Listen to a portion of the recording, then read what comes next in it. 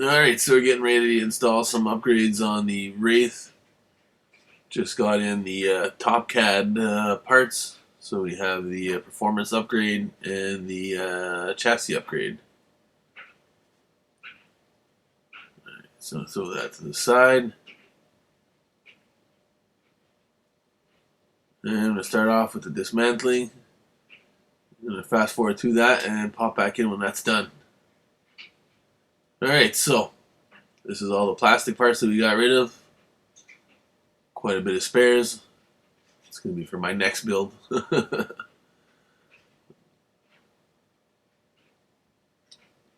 And this is what we're going to be replacing with. Tons of aluminum. Alright, so we're going to start with the rear shock mounts. Just going to snap everything into place and just screw it together afterwards here, save a bit of time. So here we have the front windshield brace. We have the hood mounting bracket. And there's the speed control ESC bracket, as well as the front shock mounts. Alright, so now we're going to install, I guess, the trickiest part of all that. So the ESC mount as well as the bumper mounts. To line everything up. And if you guys are familiar with the Wraith chassis, you're going to see that I put that ESC plate upside down, so I'm going to have to flip that backwards in a few seconds here. Didn't realize till that last little bit. But yeah, everything's installed, just so I got to flip that ESC mount backwards. And ready to mount the bumper.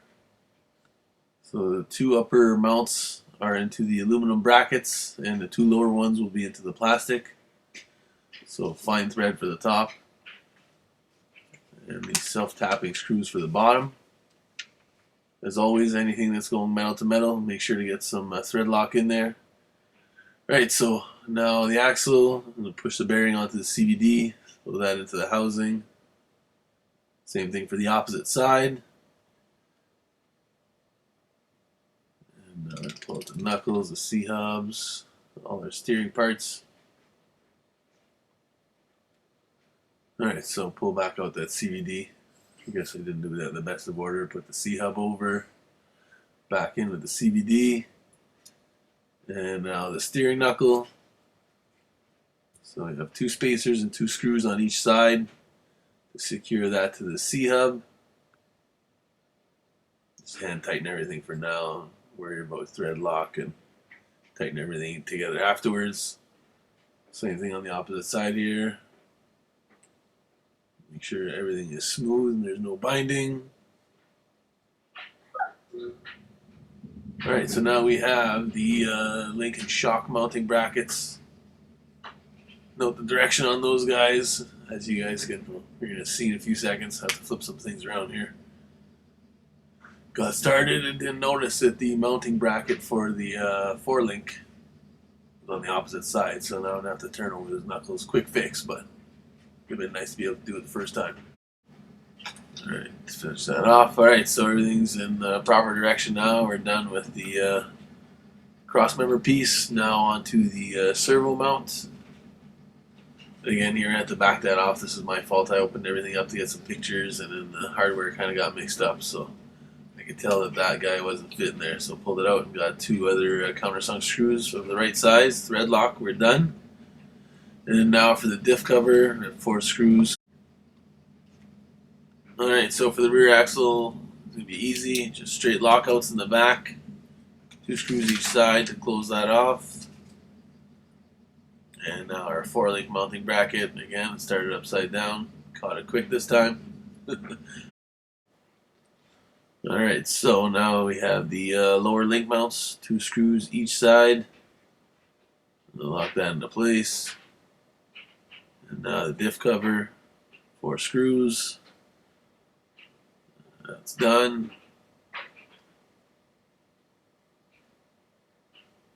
And now the steering link. Set that up with the servo horn. Now connect both sides to the steering knuckle. So one screw and a spacer, secure that in place.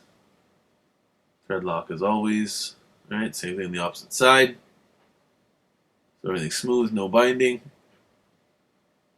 I'm going to throw in the servo. 4 screws here. And again, we're going in the metal, so don't forget the thread lock. Cut a trail run short, I guarantee if you don't. Alright, so just sizing up our links here, figuring out where it goes or what goes where. Alright, so we have our 2 lower links, which are the outside links. Alright, I can tell it's getting late there. I messed up that link again. So I'm going to have to pull that out and flip it over. I start paying more attention here. Doing double the work. Alright, so link on the opposite side. Alright. So just to throw a screw across here. A little bit of thread lock. And the hard part is getting that second one lined up. The first one was like butter, but the second link just keeps popping out as I try to thread the screw through. Finally got that one. And for the upper links, I mount it to the axle first, and then to the skid plate.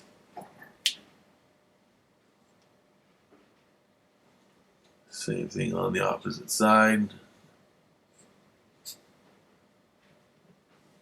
And now to the skid plate. We're pretty much done up front. All we need to do is secure the shock to the axle. And again to the top here with the screw spacer and a little bit of thread lock. Same thing on the opposite side. So one to the axle and up top the spacer and the screw right to the shock mounting plates or shock hoop. Alright, so the back is going to be a mirror of the front. Got our outer links, which end up being our upper links, and the lower inner links. Flip the oar around this time and decide to screw it to the skid plate first. And now we're going to try mounting the axle this way. So one long screw straight across. As mentioned at the beginning or on the other axle, this is the hard part of the piece, trying to get everything lined up.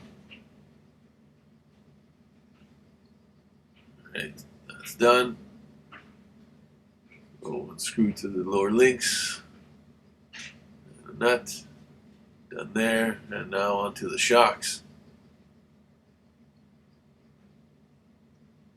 Alright, so screw, spacer, and some thread lock and mount it to the top of the shock mounting bracket. And one screw holds the bottom. Same on the opposite side. Another screw into the axle.